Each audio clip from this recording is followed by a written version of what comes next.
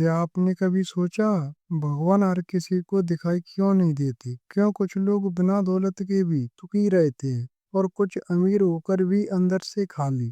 इसका रहस्य छिपा है ब्रह्म मुहूर्त में, और भगवान शिव ने ये रहस्य एक अनाथ लड़के को बताया था।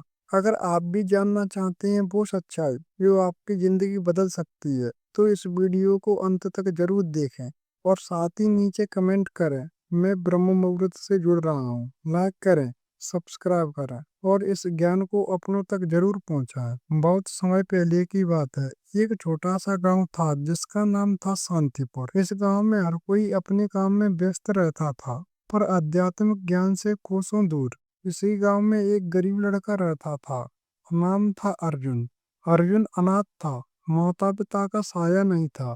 दिन में मजदूरी करता और रात में गांव के मंदिर के बाहर सो जाता, पर उसके मन में एक प्रश्न हमेशा घूमता रहता, भगवान मुझे क्यों नहीं दिखाई देते? कब मिलेगा मुझे असली ज्ञान? एक दिन अर्जुन बहुत थक चुका था और जंगल की ओर निकल गया। वहीं उसने ठान लिया, अब या तो भगवान मिलेंगे या मेरी सांस रुक जाएगी। उसी रात जब सब सो चुके थे, अर्जुन एक वृक्ष के नीचे बैठ गया और ध्यान करने लगा। आधी रात बीत चुकी थी। जंगल में एकदम सन्नाटा था। पेड़ों की पत्तियां हिल रही थी और चारों ओर एक रहस्यमयी शांति थी। अर्जुन की आंखें बंद थी, पर उसकी आत्मा जाग रही थी। तभी सुबह के ठीक 3:45 पर एक दिव्य प्रकाश उसके सामने प्रकट हुआ, और वो प्रकाश धीरे धीरे एक रूप में बदलने लगा। वह स्वयं भगवान शिव थे। शिव जी की जटाओं से गंगा बह रही थी, त्रिशूल चमक रहा था और चारों ओर दिव्य गंध फैल गई थी। अर्जुन रो पड़ा, भोलेनाथ आपने दर्शन दिए। शिव मुस्कुराए, अर्जुन क्योंकि तूने ब्रह्म मुहूर्त में मुझे पुकारा, इसलिए मैं प्रकट हुआ। अर्जुन ने कांपते हुए पूछा, भगवान ये ब्रह्म मुहूर्त क्या होता है? भगवान से बोले, ब्रह्म मुहूर्त यानी ब्रह्मा का समय। यह सूर्योदय से 1.5 घंटा पहले होता है, यानी सुबह 3:30 से 5:30 बजे के बीच। इस समय वातावरण में सात्विक ऊर्जा सबसे अधिक होती है। यही वह काल है जब आत्मा ब्रह्म से जुड़ सकती है। फिर शिव जी ने अर्जुन के सिर पर हाथ रखा और उसे ब्रह्म मुहूर्त का एक दिव्य अनुभव कराया, जहाँ समय रुक गया, शरीर शांत हो गया और आत्मा उड़ने लगी। अर्जुन की आंखें नम थीं। शिव बोले, इस समय जो भी साधना, ध्यान या पाठ करता है, उसका फल 100 गुना अधिक होता है। अर्जुन ने पूछा, पर भगवान गांव के लोग तो सुबह 7-8 बजे उठते हैं। शिव बोले, क्योंकि वे नींद के गुलाम हैं। जो ब्रह्म मुहूर्त में उठता है वह अपने भाग्य का निर्माता बनता है। शिव जी ने अर्जुन से कहा, ब्रह्म मुहूर्त के समय 5 तत्व जल,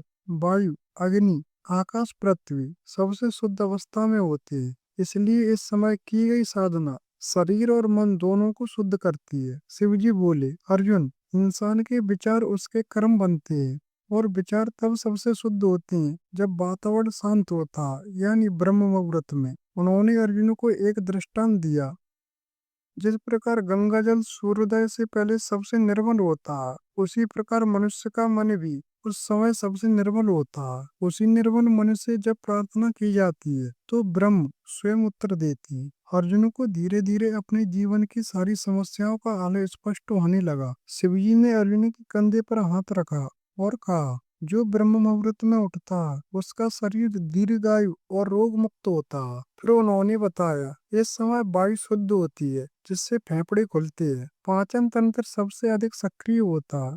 मन शांत होता है, इसलिए चिंता नहीं सताती। नींद पूरी हो चुकी होती है, इसलिए मन स्थिर होता है। इसलिए ऋषि मुनि ब्रह्म मुहूर्त में ही जागते थे। शिवजी बोले, अगली सुबह 3:30 बजे अर्जुन उठ गया। उसने गंगा जल से स्नान किया, दीपक जलाया और शिवजी के दिए गए मंत्र से ध्यान करना शुरू किया। कुछ ही मिनटों में अर्जुन को लगा, मैं अब वह नहीं रहा जो पहले था। आंखें बंद थीं, लेकिन मन में प्रकाश था। शरीर स्थिर था, लेकिन आत्मा आनंद में डूबी थी। वहीं से उसकी यात्रा शुरू हुई, एक साधारण लड़के से एक आत्मज्ञानी पुरुष बनने की। जब अर्जुन ने गांव लौटकर लोगों को ब्रह्म मुहूर्त के लाभ बताए, तो सब हंसने लगे। अरे ये तो पागल हो गया है, इतनी सुबह कौन उठे? पर अर्जुन मुस्कुराया और बोला, जो समय भगवान से मिलने का हो उसमें सोना पाप है। धीरे धीरे कुछ युवा अर्जुन के साथ उठने लगे। उन्होंने अनुभव किया कि हमारा मन शांत हो रहा है, विचार बदल रहे हैं। गांव में परिवर्तन की बयार चलने लगी। एक महीने बाद अर्जुन फिर ध्यान में बैठा। उस दिन उसका ध्यान इतना गहरा था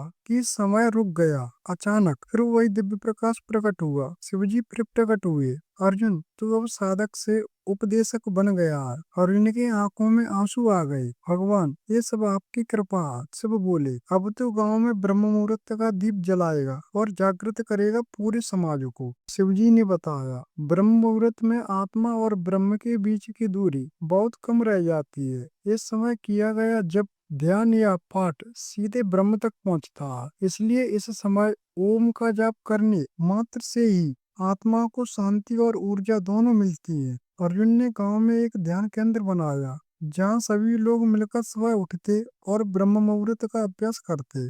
6 महीने में अर्जुन अब केवल मजदूर नहीं रहा, अब वह गांव का ध्यान गुरु बन गया था। उसके पास दूर दूर से लोग आने लगे। हमें सच्चा सुख चाहिए, हमें अपने भीतर भगवान चाहिए। अर्जुन बस एक ही उत्तर देता, ब्रह्म मुहूर्त में उठो, तुम बदल जाओगे। धीरे धीरे पूरा गांव बदल गया। जहाँ पहले कलह होता था, वहाँ शांति थी। जहाँ आलस्य था, वहाँ ऊर्जा थी। बच्चे तेजस्वी हो गए, वृद्धजन प्रसन्न हो उठे। गांव अब मणिपुर कहलाने लगा, एक ऐसा स्थान जहाँ हर सुबह ब्रह्म मुहूर्त में शंख की ध्वनि गूंजती थी। एक दिन शिवजी ने अंतिम बार दर्शन दिए। अर्जुन ने पूछा, भगवान एक बात बताइए जो आपने कभी किसी को ना बताई हो। शिव बोले, ब्रह्म मुहूर्त में जब कोई व्यक्ति ओम नमः शिवाय का जाप 108 बार करता है, तो वह इस जन्म के कर्म बंधनों से मुक्त हो सकता है। इस समय किया गया हर तप, हर साधना पिछले कई जन्मों के दोष मिटा सकती है। वर्षों बीत गए, अर्जुन वृद्ध हो गया और एक सुबह ठीक 3:45 पर उसने अपनी अंतिम सांस ली।